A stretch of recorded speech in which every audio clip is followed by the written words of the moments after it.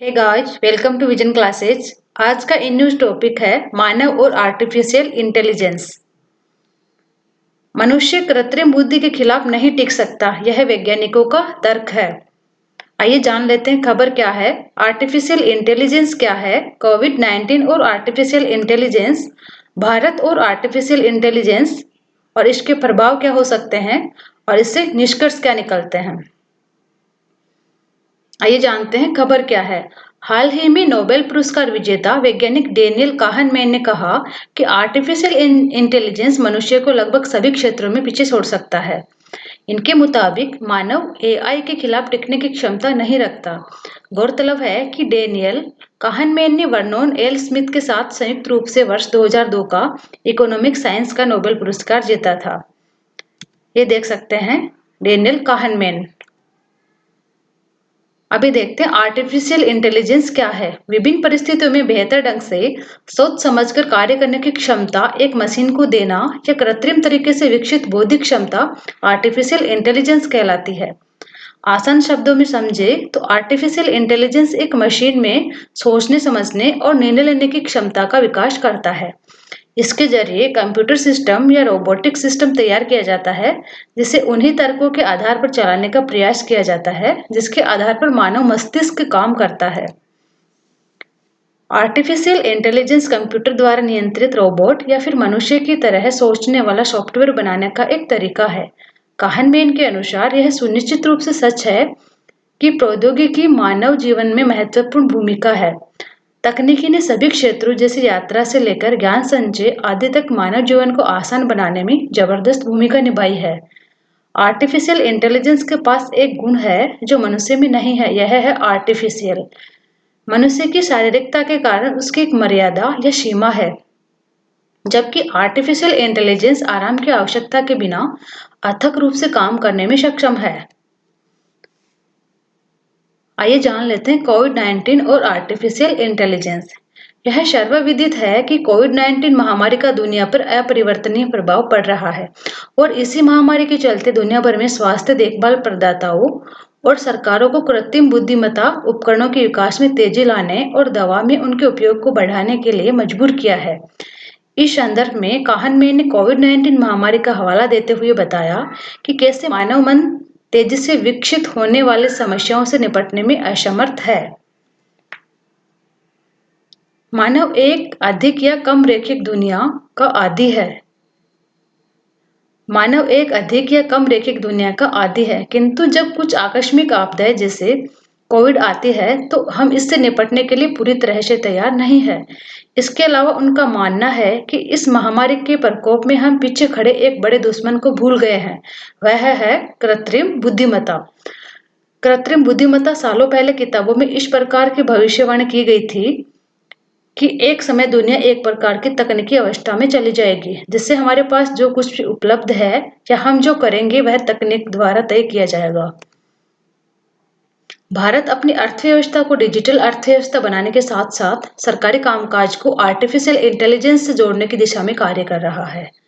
भारत द्वारा राष्ट्रीय कृत्रिम बुद्धिमत्ता रणनीति जारी की गई है, जिसके तहत शिक्षा, कृषि, स्वास्थ्य सेवा, स्मार्ट सिटीज तथा इंफ्रास्ट्रक्चर, स्मार्ट मोबिलिटी और ट्रांसपोर्टेशन आदि जैसे विभिन्न क्षेत्रों में कृत्रिम बुद्धिमत्ता पर फोकस किया गया है। दिसंबर 2020 में पीडब्ल्यूसी यानी फर्मों का एक वैश्विक नेटवर्क द्वारा जारी एक रिपोर्ट के अनुसार भारत में कोरोना महामारी के प्रसार के बाद आर्टिफिशियल इंटेलिजेंस के प्रयोग में 45% की वृद्धि हुई है, जो कि विश्व में सभी देशों में सबसे अधिक है। कोविड-19 से निपटने के उद्देश्य से सरकार द्वारा संचार सुनिश्चित करने हेतु आर्टिफिशियल इंटेलिजेंस सक्षम चैटबॉट का उपयोग किया गया। इसी प्रकार भारतीय चिकित्सा अनुसंधान परिषद यानी आईसीएमआर ने कोविड-19 पर देश भर में विभिन्न परीक्षण और नैदानिक सुविधाओं के संबंध में अपने पोर्टल पर वॉटसन असिस्टेंट का उपयोग किया है। अभी देखते हैं इसके क्या प्रभाव हो सकते हैं। जिस प्रकार हर सिक्के के दो पहलू होते हैं, उसी तरह आर्टिफिशियल इंटेलिजेंस के भी कुछ सकारात्मक प्रभाव है तो कुछ नकारात्मक। इसलिए इससे होने वाले फायदे और नुकसान पर वैज्ञानिक दो खेमों में बटे हुए हैं। अभी देखते हैं इसके सकारात्मक प्रभाव क्या है। मशीनों का प्रयोग जटिल तथा दुरूह कामों को करने के लिए किया जाता है और यह सर्वविदित है कि मनुष्य की तुलना में मशीनों की सहायता से काम जल्दी पूरा किया जा सकता है। न केवल सूचना परीक्षण और उसी के आधार पर पूर्वानुमान लगाना, बल्कि एआई का उपयोग उत्तरोत्तर खतरनाक कार्यों के लिए भी किया जाता है। उदाहरण के लिए अंतरिक्ष की जांच, समुद्र की जांच और इस तरह और कुछ भी किया जा सकता है। इसके इस्तेमाल से संचार, स्वास्थ्य, रक्षा, आपदा प्रबंधन और कृषि आदि क्षेत्रों में बड़ा बदलाव लाया जा सकता है। अभी देख लेते हैं इसके नकारात्मक प्रभाव क्या है। आर्टिफिशियल इंटेलिजेंस को भविष्य की तकनीक इसलिए भी कहा जा रहा है क्योंकि इससे दुनिया में क्रांतिकारी बदलाव आने की उम्मीद है और ये बदलाव अब कुछ हद तक देखे भी जा रहे हैं और इसमें इसके कुछ नुकसान भी शामिल है। आर्टिफिशियल इंटेलिजेंस में मनुष्य के स्थान पर मशीनों से काम लिया जाएगा, मशीनें स्वयं ही निर्णय लेने लगेगी, तो ऐसे में मनुष्य के लिए खतरा भी उत्पन्न हो सकता है। किसी व्यक्ति की ऑनलाइन गतिविधियों के डेटा तक अवैध पहुंच की संभावना के मद्देनजर देखें तो यह निजता के अधिकार के लिए भी जोखिम की स्थिति तैयार करती है। इससे न केवल ऑनलाइन बल्कि किसी ऑफलाइन उपयोगकर्ता का निजता का अधिकार भी खतरे में पड़ सकता है। बैंकों, कारखानों, चिकित्सा आदि क्षेत्रों में इसके व्यापक प्रयोग से बेरोजगारी में वृद्धि की समस्या उत्पन्न हो सकती है।